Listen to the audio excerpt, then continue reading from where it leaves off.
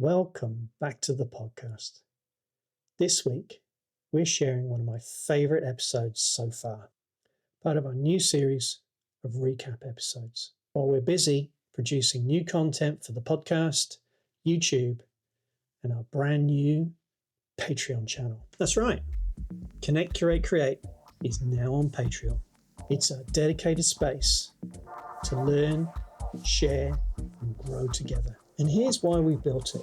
Do you feel like your art is being seen by the right people? Are you getting the kind of feedback that actually helps you grow? Do you have a space where you can learn with other artists who really get what you're doing?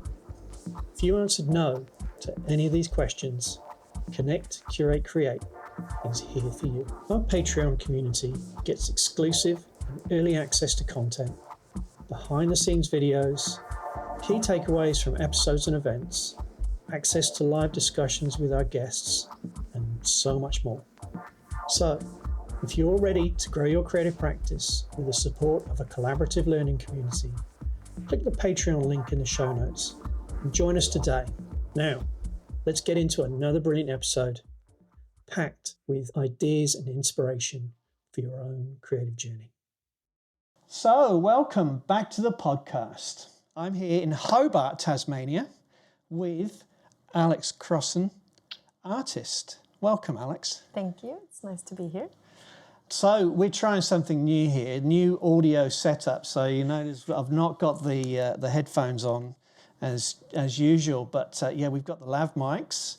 So we're changing things up here. Yep. Little fluffy. Yeah, and a little bit more relaxed, hopefully. Although perhaps I'm not, but Aleks certainly is on the couch. I was thinking, like with the headphones, I was like, oh, how's that going to feel? So I'm pretty happy with not having the headphones. Good. And such a wonderful space. You've given me a tour of the facility. I love giving tours. Yeah, it's so like cool every time here. I give a tour, I kind of it's like then the people are so impressed, and then from their reactions, it kind of makes me feel even better about what I'm doing and like my practice, and it makes me feel even more, not accomplished, but like just like, yeah, this is what I'm doing. And so it's like this kind of cycle or circle of manifesting what I want to do, but it's like it's just all like, do you know what I mean? It just kind of I do, because I get to say it over and over again. You know, some people, they write the things in the journal, or like, you know, oh, this is what I'm trying to manifest. But every time I give somebody a tour, I just like I'm like, oh, this is fucking amazing. Like, oh yeah, we have this and that, and then I just kind of get to feel it again and enjoy it again. And so by doing that so often, I just kind of expand myself into the future version of myself that I'm going to be. Does that make sense? It does to me. It does to me. Yeah. I've just been listening to Seth Godin's The Practice, as I was saying. So it's just what Seth's been telling me to do as well. Yeah, there you go. But the thing is coming to it. You have this studio that's in an old brewery, and there are other studios around, and you're part of. We were just talking about this. How so first thing was a brewery, the one building, but then mainly it was Apple packing sheds and Apple processing facilities. So most of But the wonderful thing is you rent this space, as do other artists and makers. Yeah. And so you have this sort of microcosm of community. Yeah. But then you're part of this wider community of the Hobart artist scene, is a very naive way of saying it, I suppose. But then the Tasmanian art scene, so it's, for what you've just described there, giving me the tour, I get a sense of your world that you're in here, but how it's connected to the outside, but through what you tell me. So how did you get here? We lived in Signet, and I had a little studio that was just kind of like part of the living room, but it was like a little extra half room. But I was working on my desk a lot, so that was when I started my art practice, which was about 3 years ago. So I have to just back up. I've been in the arts all my life, but I've moved into visual art 3 years ago. So, you know, I had a dance company. I've been on stage. I've done voiceover work for cartoons. I've composed music. So like lots of artistic creating going on. But so 3 years ago, I started, and I didn't have a lot of space, so I did small things. I did like just kind of lines, like line drawings and watercolor and ink things. And then when we sold our house and we started renting closer to town, I didn't have a studio, and I was like, I just really need space, because I had started working with acrylics, but just like, you know, on a chair, and I realized that I don't like to do small things, that I need more space. And I emailed like the mayor and this person and that person. I was like, what about artists in Hobart? You know, we need space. There's no, like I was looking on the, you know, on Gumtree, on Facebook Marketplaces, just looking for spaces. And then there are a few like studio collaborations, but they're like, oh, we have a wait list, and like, it's like a club you can't get into. It's like all these people. I'm like, I don't know any of these people. It's like, if you're not in the club, you're not gonna get in there. Like, you just gotta be friends with somebody. So I'm like, okay, that's not gonna work out for me. And then, so there are a few places, but they just didn't have any space. I applied to Salamanca Arts Center, and I was like, ooh, that's gonna be so cool. Like, I'm gonna get a studio up there. I'm prepared to pay a lot. They're really expensive. It's gonna be other artists there. I'm gonna be in this beautiful building. It's such a cool building, right? In like Salamanca. And I didn't get it. I was like, fuck. And so I got really frustrated. And I told you before that my son, Merlin, he's 22, gave me my own advice. And he's like, Mom, you just have to forget about it. Like, just let it go. Don't try. Just get settled in the garage. I was like, oh, okay. Moving around boxes, like pouting, kind of like, setting my stuff up, and then did that for like 2 evenings. And then I had it done, and I had started, you know, kind of painting, but not with like excitement. You know, I was kind of pouty, a bit like, and then the next day I got an email from Jude, who has her studio in my studio in a corner, that her studio partner was moving out in this amazing place. And I just knew her from having contact with her for an application that I had made once, because she worked with public art installations in Hobart. And so I had emailed her months ago and said, like, well, you know, if you hear anything, let me know. And she got back to me and said that her studio partner was moving out, and she started describing the property, and I got halfway through the email. It was like 7:30 in the morning. I didn't really know her. I called her. I was like, I want to come. And I came, and I've been here since May last year, and it's ridiculous. Yeah. We've got a sauna, man. Like, it's just like, what? Well, but I suppose more important, I don't know. My interpretation is you have wonderful wall space. Yep. So you can make that big art that you really want to make. Yeah. Yeah. And which, I mean, this is something that, you know, I do feel it's such a privilege to be invited to artist studios. So thank you. But also, what we don't ever talk about is how hard it is to get those studio spaces as well. It's really hard, yeah. But I also think, so like what really interests me in creating art, like myself, what interests me is everything that happens in here when you're creating, or, you know, in life. I'm really interested in how we think about things, how we make decisions, and what happens while I'm painting, you know, the whole process that we go through. Likewise with finding a studio, it's really hard, but like what I got was 100 times more amazing than what I thought I could get. Yeah. And I think, so like, I'm really glad I didn't get Salamanca, because this is what, like, I didn't even know this existed, right? So if I would have been like, oh, let's write down, you know, what I want to have a studio with I would have limited the possibility of what was happening, because I got given, you know, the fucking win of the lottery for me. Yeah.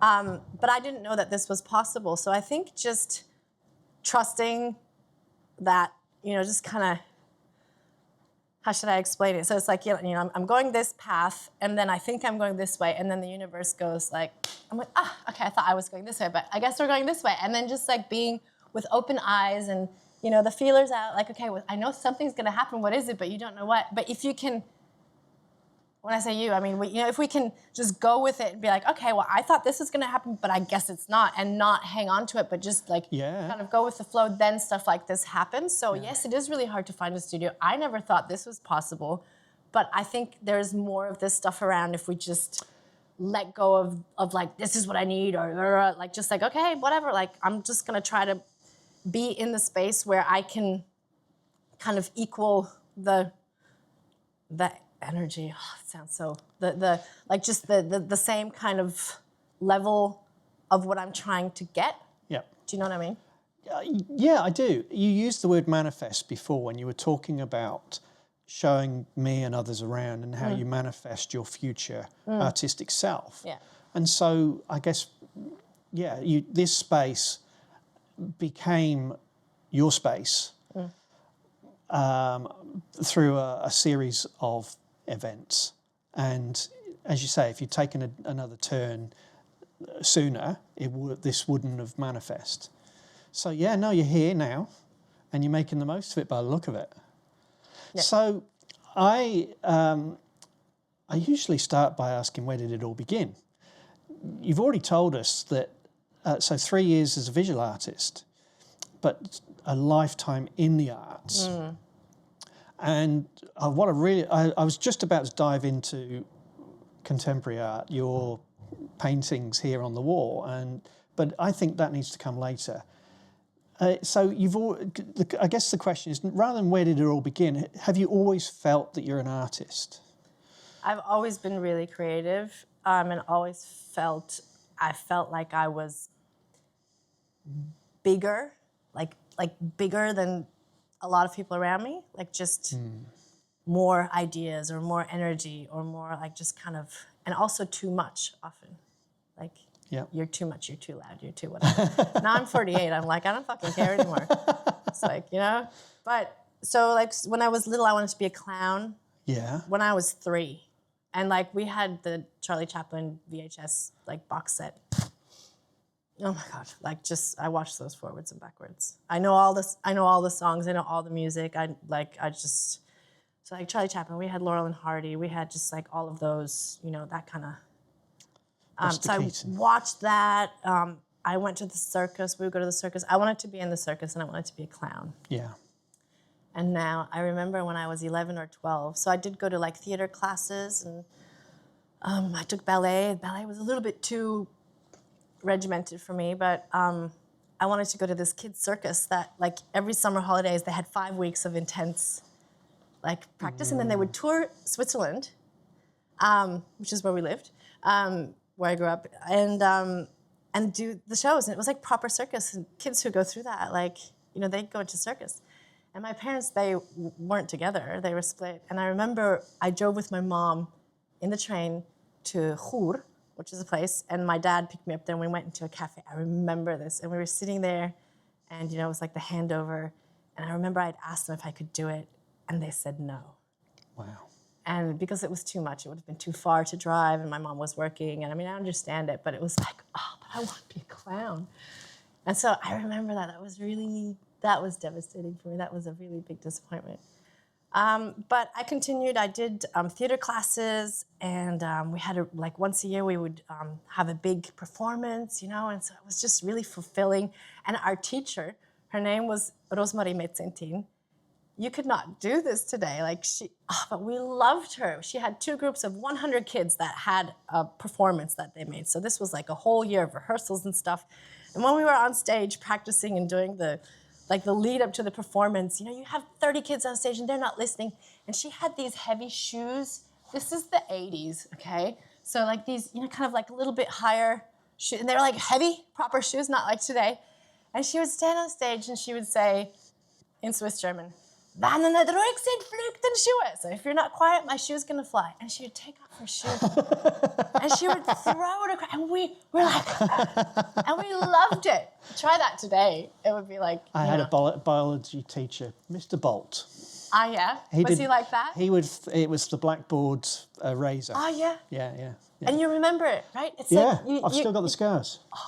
No, really? No, anyway. Did you throw it at No, it's not. This isn't about me. This is about you, Alex. Come on.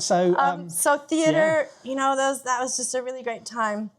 And then I went to the States to boarding school, grade 9, 10, 11, 12, and got into the theater there. So it's always been like theater, performance, singing. I was in the choir. I was in the chamber singers, photography. in the photo lab, I can still smell the chemicals. I loved it, like, developing everything. I'm a photographer. Just like that. All of those, like all the artistic areas. But I didn't get into painting or drawing. That didn't really, at that time, that wasn't something that I wanted to get into. And then I feel like looking back, it was kind of more of an external thing, like also needing external validation, like the art forms that I did. So like being on stage and you have an audience, or like singing, you have an audience, like a lot of it being about maybe like not low self-esteem, but like insecurity kind of, and then being able to get that from the reaction from the audience and like, I was good. That was good, instead of being able to give that to yourself. Yep. To get that from the people. So I feel like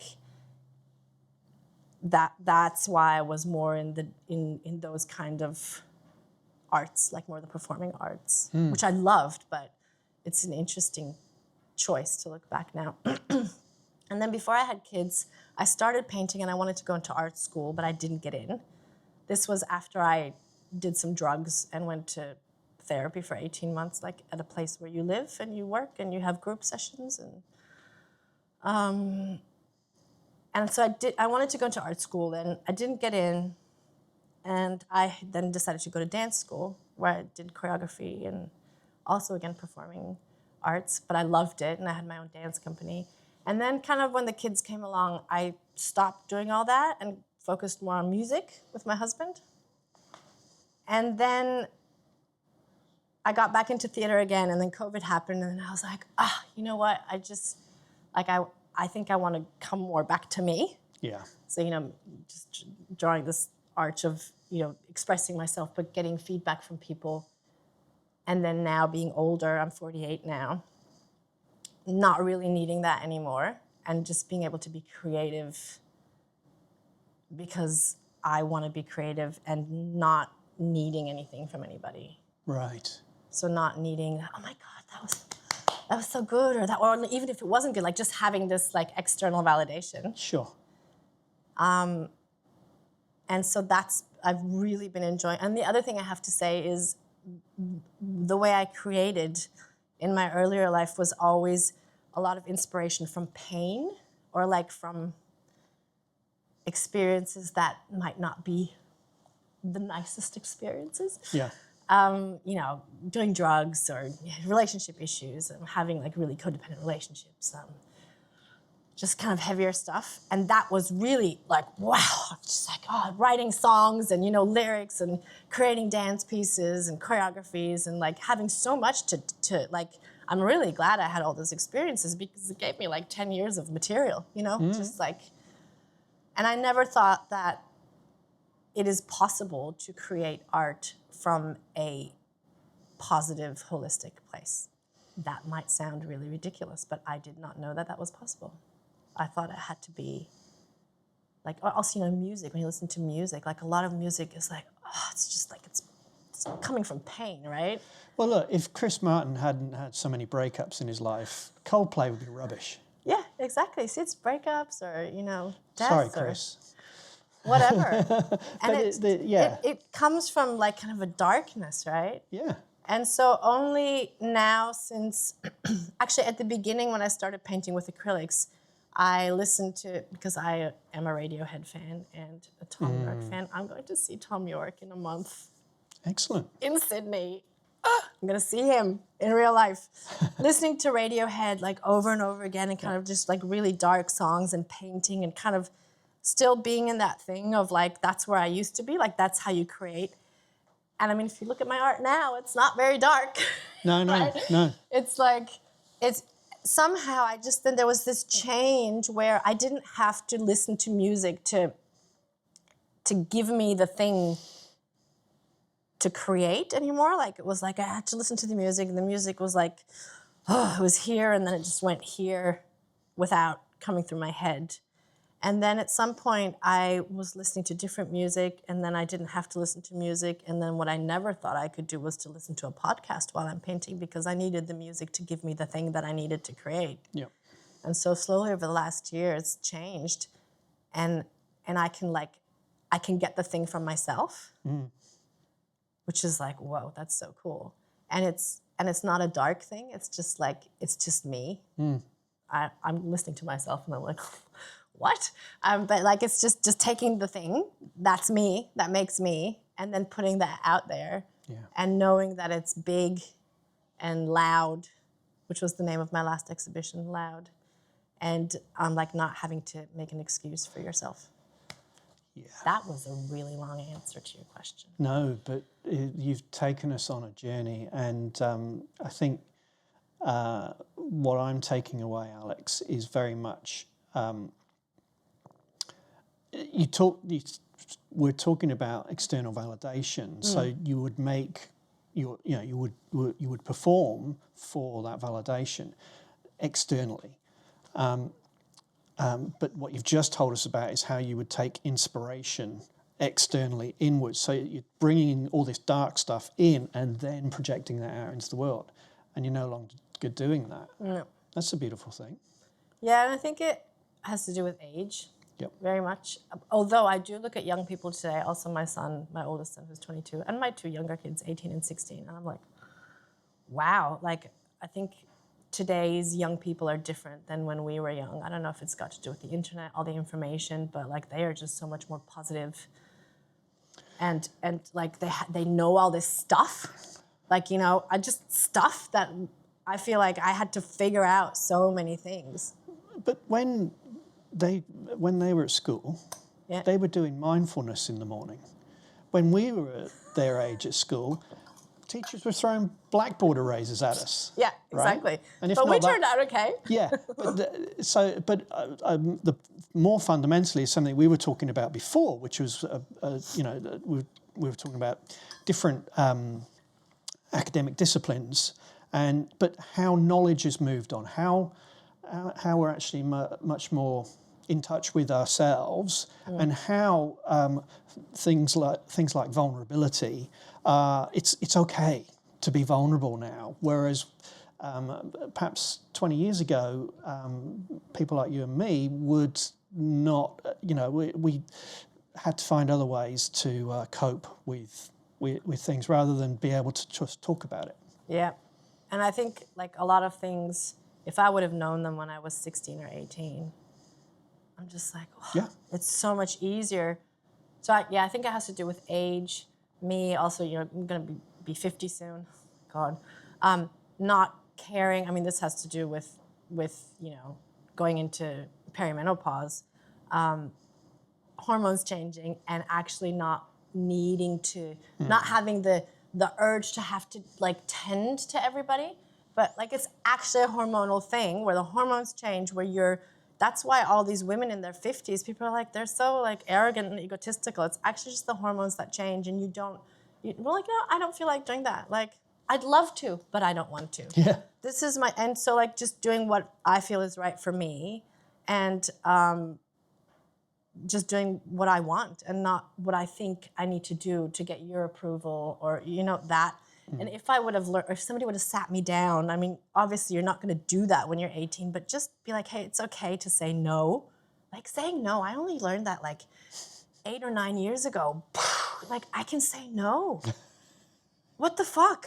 So there was this theater project that I was going to do, and it was going to be paid and full-time and everything for a few weeks. And then COVID happened, and then they canceled it. And then they were going to pick it up again, but it was going to be profit share. It was going to be a different director. It was just all going to be different. Weekend rehearsals and stuff. And I didn't want to do it, but I didn't even, like, and then I thought about it, and I was like, I can tell them no. Like, I would have never done that years ago. I would have just said yes, because, like, it's this really good company. Of course I got to say yes, even though I'd rather spend time going skateboarding with my kids or whatever. But then I said no, and I was like, and I just like, I grew, and I was like, what else can I say no to? This is so cool. And I was like, why didn't anybody teach me to say no when I was 18? Like, I think it's so great to say no to things, because saying no to somebody else means saying yes to yourself. Even just that sentence, like saying no, it doesn't mean, it's not, like you're saying yes to yourself by saying no to like just this. And I can see that my kids are learning that now. Yeah. Like they're 16, 18, and 22. I'm like, whoa. So how do you say yes to yourself here in the studio? In the studio or in like the arts practice generally? Well, yeah, like I suppose what I'm trying to segue to is to what is your practice now as a visual artist, because we're talking about things that are much more fundamental than the act of picking up a paintbrush. But that what you've just been talking about, Alex, actually enables you to pick up the paintbrush and then to do something with the paintbrush that no one else does. And so I guess I asked a very general question, not generic, a general question there, just to see where we would go with it. But I think more specifically, it's okay. So 3 years ago you decided you had a smaller studio, you had that constrained your practice. You wanted to grow your practice. You now have this space. You have these huge canvases on the wall, and so you're saying yes to yourself, giving yourself the time to make, to create, to. So what does that look like on a daily basis? Are you in here every day? I come in here like maybe 3 or 4 times a week. It depends on what I'm doing. Like I just did a commission for the Clarence Jazz Festival, so I was in here for 4 weeks, quite intensively. I think what this space enables me to do is do what I do in life, but also do it with art. So like trying to go with the flow, do what feels good, don't do what doesn't feel good, do what comes easy, and do what is fun.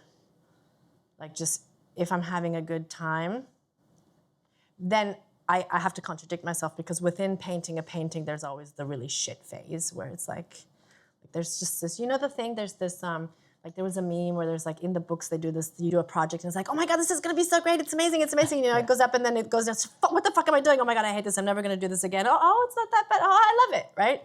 That does happen. Yep. But I feel like coming in here, and especially after having so much external stuff in my life and needing people around me and having lots of people and doing lots of things outside of me, I know many people talk about how isolating the art practice is, and you're not around a lot of people, but like I love it. I'm in here by myself, but I have all these people outside. I can go make a coffee in the tin kitchen. I can chat to people, but I actually really love just spending time with myself and challenging myself and kind of watching how I think when I'm creating something. So I kind of sometimes envy people who are like, they've got all the Post-its on their wall and they're like, they have a plan and they're like studying something. They're like, oh, I'm gonna do this project, and like they they know what they're doing. I don't know what the fuck I'm doing. I never know what I'm doing. And they're like, ooh, like they have a concept, like there's a concept. And they have all the Post-its, and like my studio neighbor, she's amazing. I'm like, oh, she's always like working out stuff. And I'm just like, okay, I just go. And which is great, because that's how I am. But sometimes I do envy that. I'm like, oh, it's just so, because I love lists, really. I love to make lists and stuff, but I can't do it in my art because it just comes from here. I cannot plan it. No. I'm not answering your question. No, I can really relate to what you're saying. You said something earlier about how just follow, you're heading down this path and the universe will take you down another. Yeah. My photography is exactly the same. I can't plan a shoot. I can't pre-visualize anything. Yeah. I put myself in a place, usually on a street somewhere, and I just start following my gut. Yeah. And the minute my head comes into it, I stop, and my body wants to go in this direction, so I will follow it, and that's. So you follow the body. Yeah. Yeah.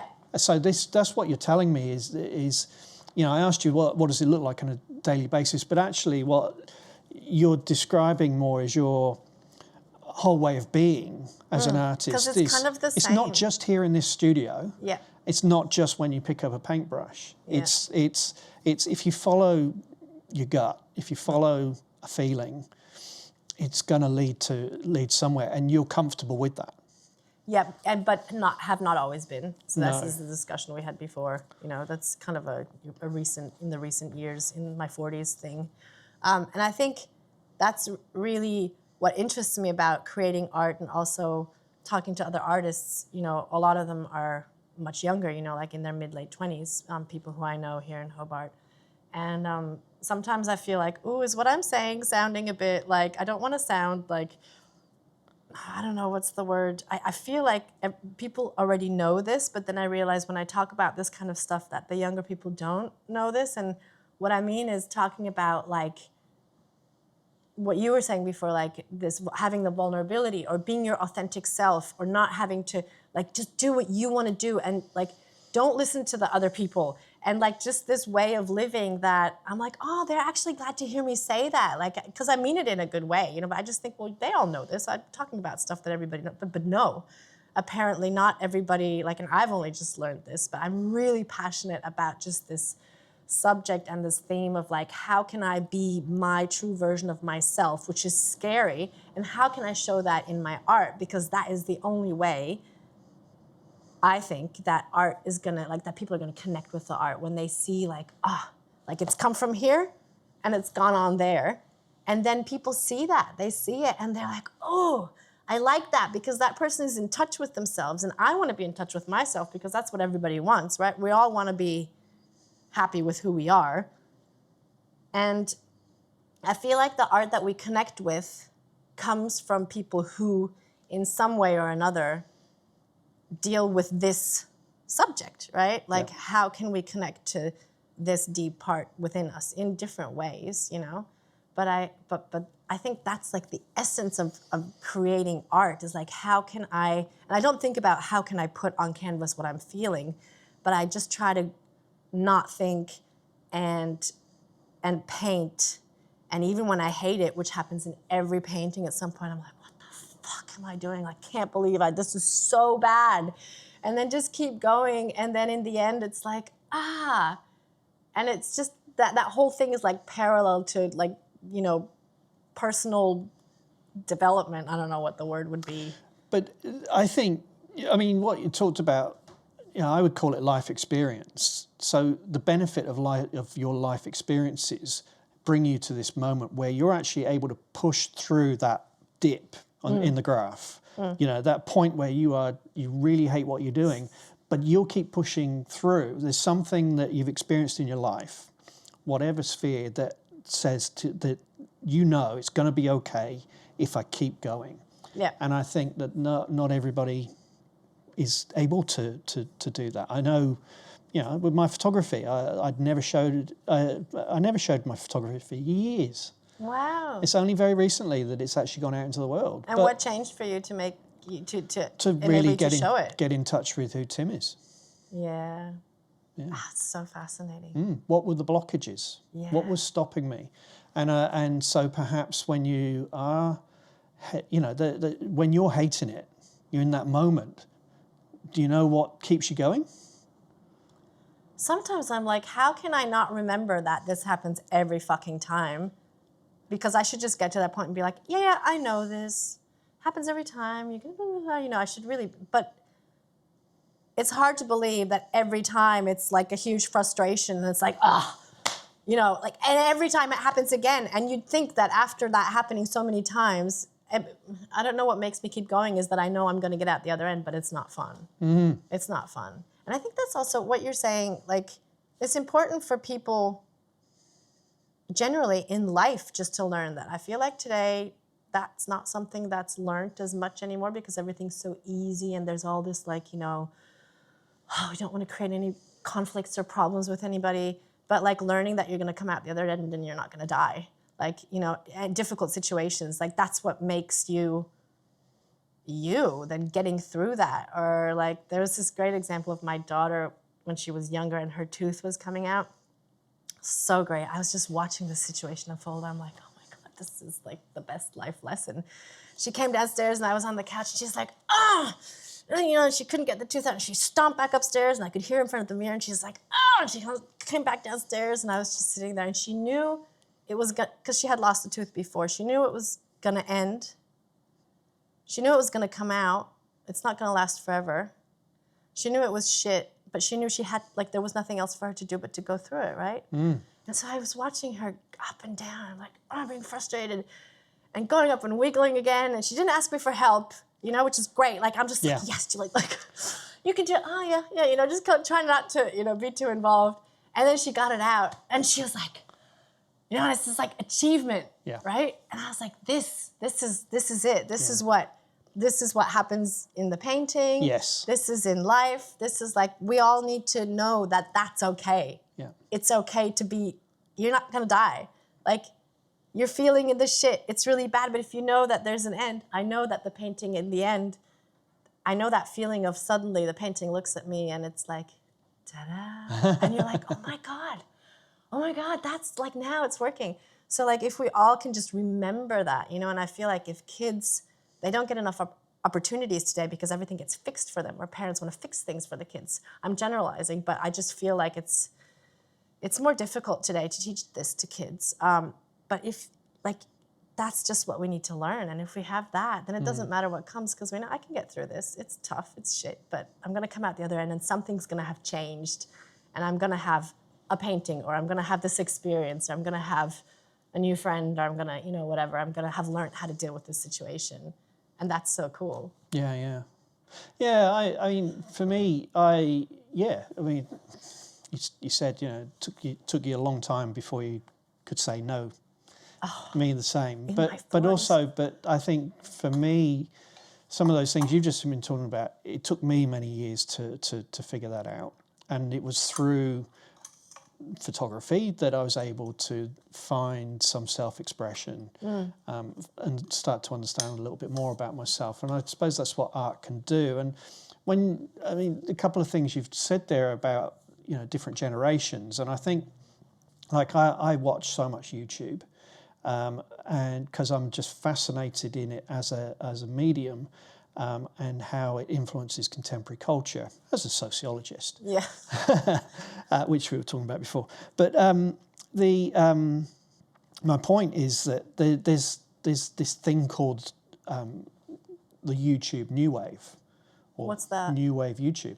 It is predominantly young people who are incredibly expressive emotionally and engage us in their stories on a very, very deep level, and make beautiful cinematic videos in which they are able to do the sorts of things that you have been telling us about. Wow. And so the interesting thing for me is when you've got people in their late teens and their early 20s who are using a digital medium artistically to do that stuff, that gives me some hope for the world, because they're getting through they're getting through those hurdles that stopped me, that blocked me for 40 years. But that's what I was saying before, exactly what you're saying. Like, I look at my kids, and I look at my 22-year-old, I'm like, wow, you're so healthy, and like, you know, like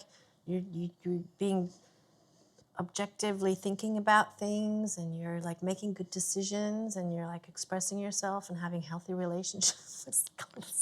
Like, where was I when I was 22? Yeah. It's exactly what you're saying. It's amazing how the young people today like are so much further than we were. I think there's other things that are missing. Yeah, I agree. But it's always like that. Like, I think about, you know, my childhood, or when my kids were young, and how it's changed now just with phones and everything.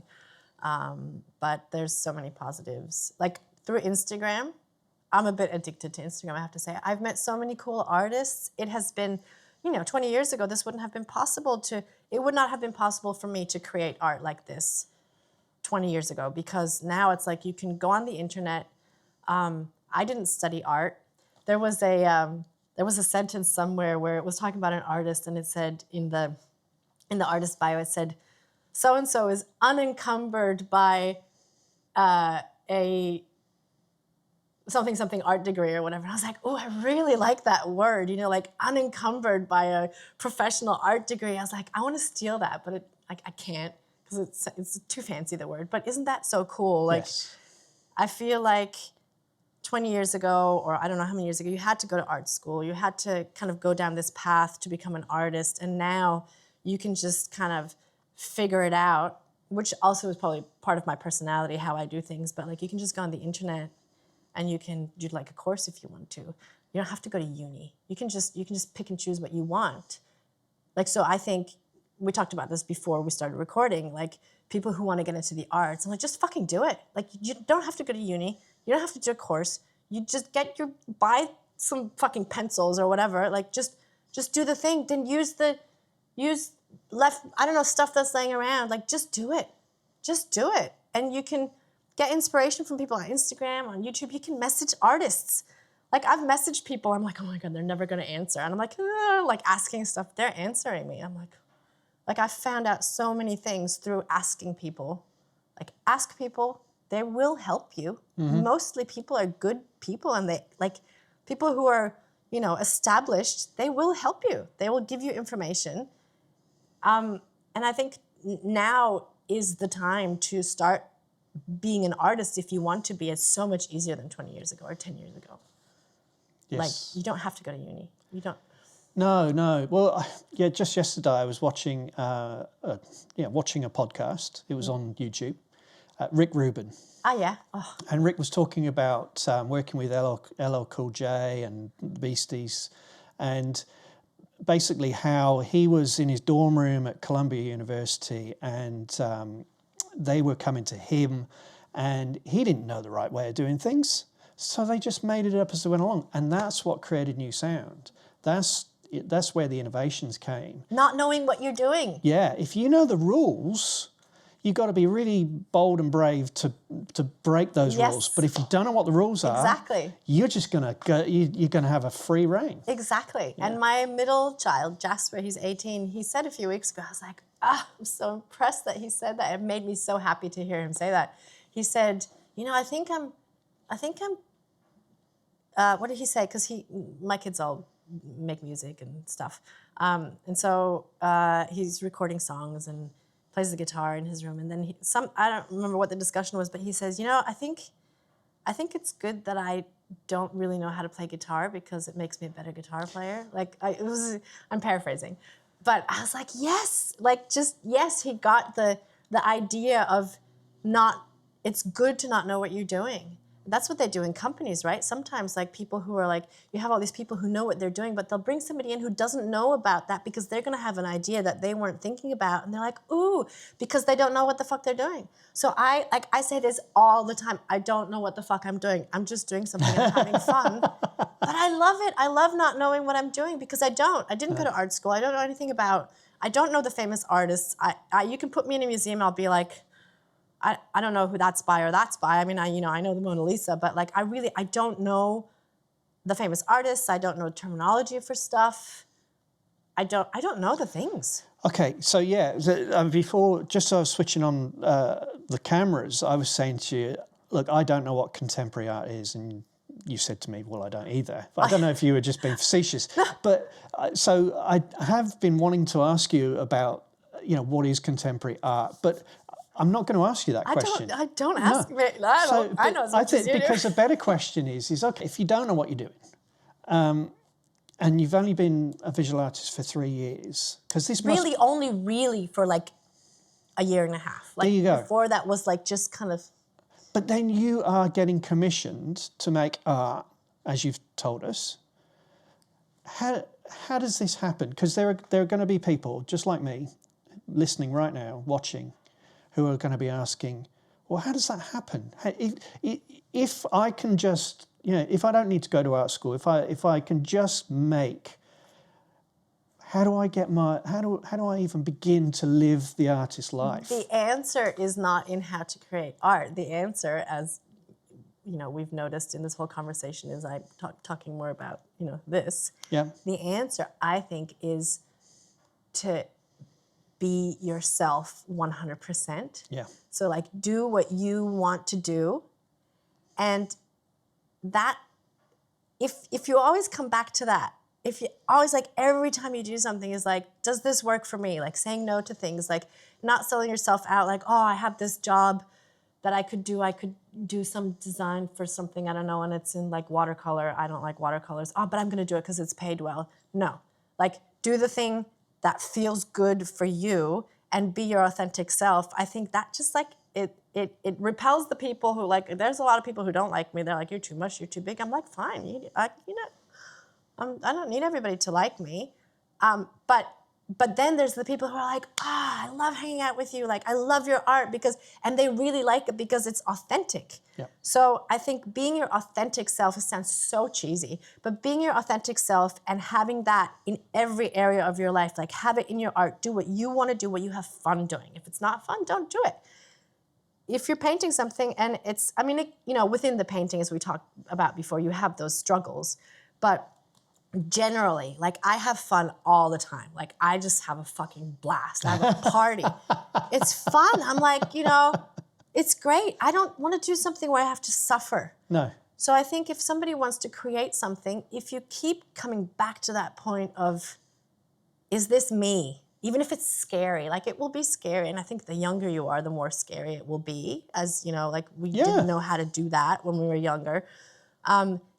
And also, like, if something's scary, that's a sign that it's maybe something you should do. Like, if it's the scary, not like it's not good for me scary, but scary, ooh, can I do this? I'd like to do it, but I don't think I can. That's like when you should say yes and like challenge yourself. So I think challenging yourself to do the things that scare you, like jazz commission, I don't know what the fuck I'm doing. Yep.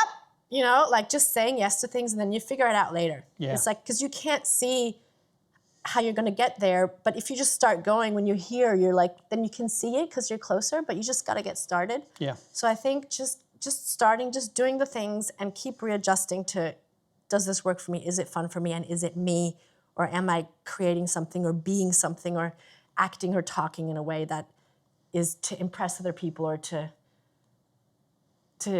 something out here? Yeah. It just has to be in here. Yeah, yeah. And I think then all of the art, regardless of what it is, or if it's photography or whatever, that will all just like fall into place as long as it comes from the right place.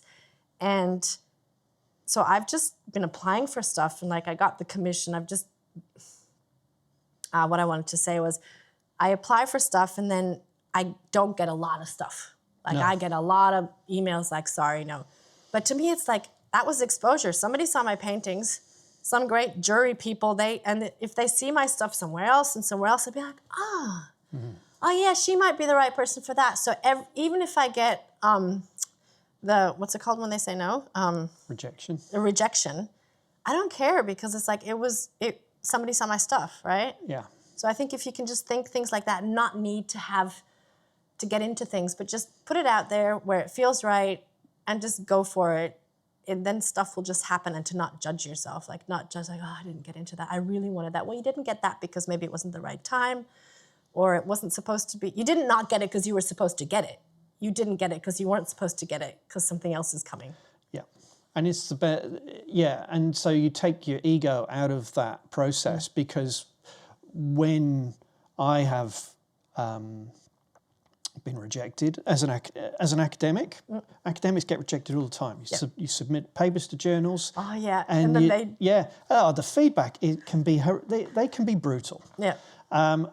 And yeah. Or they don't look at it because it's not something that's like falls in line with something that has nothing to do with you. But those who are the most successful are those who just let it go. Yeah.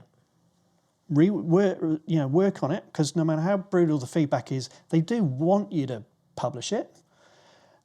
You send it back and you just keep going, which is what you just described. And I think that is a life lesson no matter what profession you're in. But I do think in the arts it can be especially brutal. Maggie talked about this. So Maggie Jeffries a few weeks ago, and I did want to come back to Maggie because I wouldn't be sitting here right now if it hadn't have been for you listening to Maggie's podcast. Yeah. And you know Maggie. Yep.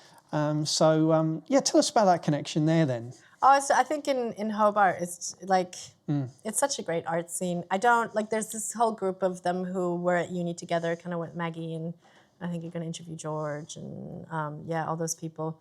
I don't know them very well, but just going to exhibitions and like seeing people over again. And Maggie came to visit here at the studio. I'm really like, I want to see everybody's studio. I want somebody to just do like video, like what you do, but like also with like, just all the artists here in Tassie, like just like what materials do you use? What are the pencils? What do you like? I want to see what you use. So I like to just do like little studio visits, or I'll just ask people. Like, I mean, I don't know them, but I'm just like, hey, can I come to your studio? That's great And advice. I think just through Instagram, and then, well, I think George was the first person who, when I started painting, I saw his stuff and I was like, like I really, really, really like his stuff. And then I just started messaging him on Instagram, and then you kind of get to know each other a little bit, and just like, see each other at galleries, or kind of support each other. And because that's the other side of, you can have a practice in your own studio or in a space all on your own and keep making, and you can keep submitting and keep getting rejected. But if you don't have that community around you, if you don't have those connections where you actually can realise that everyone else is going through the same stuff, and you're there for each other, and actually you are interested in each other's work, and you celebrate with each other. I think it's like I think all of because the people who've been to uni together, they have that. I wouldn't consider myself like I know people, and I'm like in touch with people, but it's not like, I think for the people who have been at uni together, they have a really nice, like they've been together for a few years, and they have this, like what Maggie was talking about in her interview, where they have like crit sessions and you look at each other's work. And so like I don't really do that with people. I just have more like, just let's have a catch up and talk about things, but not like the art, kind of looking at the art and then kind of giving each other feedback. And it's interesting because I was thinking about this the other day when I was listening to your interview with Maggie, how she said that was such an important part. And I agree, but I don't. Like, I think it depends on the person. Yeah. Because, for example, I didn't go through art, uni. I think the community part is really important. That's true. But for me, I feel like if people would give me feedback on my work, it would make me behave differently when I'm creating after that. Yeah, I gotcha. So I really don't want anybody to tell me anything about my art until it's in the gallery, and then it's done. But it will influence me. Like, even if I know I don't want to do what you like I'm not going to want to do something that you love, I feel like even that, like, I think I really, in order for me to do what's really truly me, I have to not have anybody tell me what they think, or have somebody, the contrast, or, I don't know, this, this top part, like what Maggie was saying, the eye goes here first and here. That's interesting to hear once I've created something, like, this is how my eye moves through the painting. I don't want to hear that while I'm creating. It's going to make me do something different. It's going to make me want to make it nice for you, or to adjust to that. But really, then I'm not going to find where I'm going. And I really, really, really want to go where I'm going. I don't want to go where other people want me to go, because that's what's going to make me, not better than others. That's not what I'm trying to say, but like, just be really authentic. And what's going to draw people to my art is if it's me. Yeah. Right? And then people are going to hate it and people are going to love it. And I don't care. Because the people who hate it, they might not want to connect with that part of themselves, and that's fine. But I'm not going to find that if, like, me personally, if I have anybody telling me, like, doing a crit, so it's interesting. I really relate to this. Going back, do you have that with your photography? Well, no, like you, I keep that out of my photography. As an academic, what you get is these reviews back, and they say, I don't like that sentence. Can you say this instead? I'm like, hang on a minute. Oh, wow. No, it's not that. There are reviewers who are very good, who will say, well, actually, my eye is drawn to this section of the paper, and so, perhaps you could, try to develop that a little bit more. That's good. That's a good crit. But I don't like this. Could you do it this way? That's not a great crit. I don't do commissions. Okay. But like, people talk about commissions, like the jazz commission that I'm doing. I made 4 paintings for them, and they could choose one. Yeah. When they asked me if I would do for the artwork for the jazz festival, I was like, yeah, but I can't do it if you know what you want me to do. Like, if you're like, we want a painting that's this and this color, and it kind of has this in it, and it kind of has that in it, like, I can't do it. You've touched on so many. These interviews, they blow me away every time. I come in, the less research I do in advance, the better. The interview. Honestly, I came here knowing very little about your work, only what I'd seen on Instagram, a couple of conversations with yourself. We haven't talked about painting. We've talked about being an artist, what it is to be an artist, and how that relates to your life. And I think that there are so many life lessons that we can all take away. I mean, I am wrapping up, but it just feels like we've covered all the bases. Well, we've covered what I'm interested in. I don't, that's the stuff that I'm really passionate about. Is what we've been talking about. I suppose the only point I didn't make then was we've talked about so many things, but the generosity of that community that you are part of. You don't feel like you're right on the inside of it, but you're part of something. Yeah. And being part of something, you don't want feedback while you're in progress. But what you do want is as you said, you want to understand how they do it, and that's going to help you understand how you do it, and whether that's just as a counterpoint or whether it's actually as a way to inform your practice and riff off of each other. I don't know. I think it's a great community we have down here. I mean, I don't know all the people, but the people that I've connected with, and I find that's very Tasmanian anyway. People are so open to share. I would just ask people, can I come visit your studio? And they'll be like, yeah. And I get to ask them questions and just look at their art, and everybody's so open and generous with their information, because that's what I like about the visual arts. It's people aren't protective about their information. It's not well, I can't tell you this, otherwise you're going to steal my strategy or my way of doing things. It's because it's not possible. So people just share information. They're not kind of this about it, but it's I use this, but oh, what do you, it's just so generous with their information, with how they do things, connections. Or when I had my solo exhibition in April at the Social Gallery in Salamanca, there was a guy, and somebody was oh, ask him about how he did his press kit. And he's oh, I'll send you what I did, and then you can look at, and you can kind of take.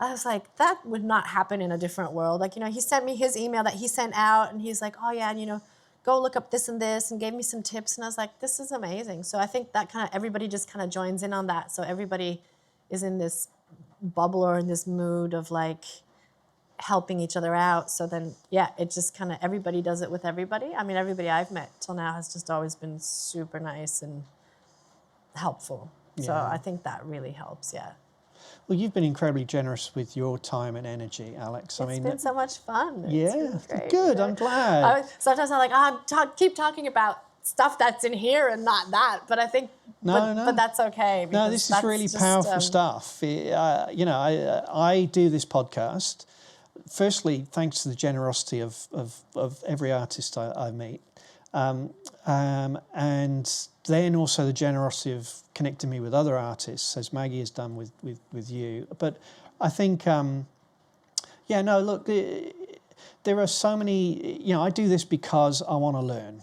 I want to learn how I can actually feel confident in calling myself an artist. After all these interviews, you can know all the things. Well, you know all the things. But there are so many other people out there who want to learn as well. So look, thank you for this. How can people find you? What is coming up? Where can they find your work? So on Instagram, I'm Aleks with a K-S, A-L-E-K-S, Aleks Crossan on Instagram, and my website is alekscrossan.com. Yes, I just got a new sexy website that my husband made for me. I have coming up a residency next week, which is going to be great fun, working on something for the Jazz Festival. I have created some works for the Clarence Jazz Festival, which is going to be in February. So all of the advertisement for that is going to have my artwork in it in some way. I don't know yet how. I'm excited to see that. And I'm going to have a solo exhibition in Devonport Regional Art Gallery, which I haven't been to yet. I'm going to go visit them in 2 weeks. I'm going to have a solo exhibition there from February 1st till mid-March. And a couple other things lined up. It's just flowing. It's if you just stick to the thing and just keep doing what's good, it just, and then it's I couldn't have made this happen. It's just oh, here you go. Oh, here you go. It's like it just happens. Just- it's easy, you know? Just focus on the work. Yeah, just do the fun thing. Just to have fun. Have fun. I think that's it. Like, just enjoy what you're doing, and then things will, and be patient, and then things will just fall in your lap, I think. You heard it here first, everyone. Aleks, thank you so much. Thank you very much. It's been great. Thanks for listening to this episode of Connect, Curate, Create. I hope you found inspiration and insights that you can apply to your own creative work. For highlights and links, check out the show notes, and be sure to follow us on your favourite podcast player so you never miss an episode. Tune in next time as I continue to explore life and work in the arts.